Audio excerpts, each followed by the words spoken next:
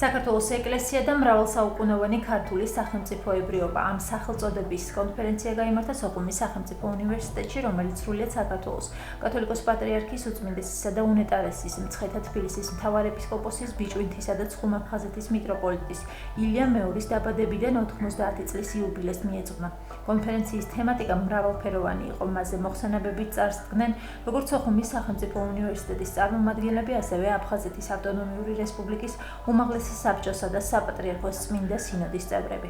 მსგავსი ღონისძიებები გაიმართა საქართველოს ბევრ უმაღლეს სასწავლებელში და არა ერთმა ინსტიტუციამ ჩათვალა თავი ვალდებულად აღენიშნა ეს დღე.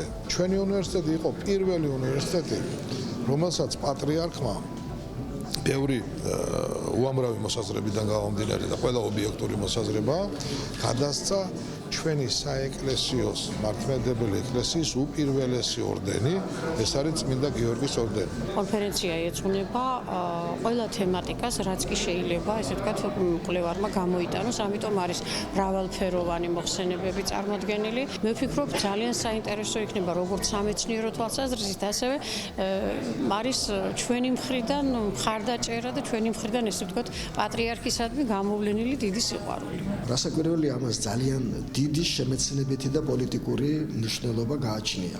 საერთოდ მთელი ისტორია ქართული ეკლესიისა და ქართული სახელმწიფოებრიობის ურთიერთობისა, ეს არის ერთიანობის მაგალითი, ნიმუში.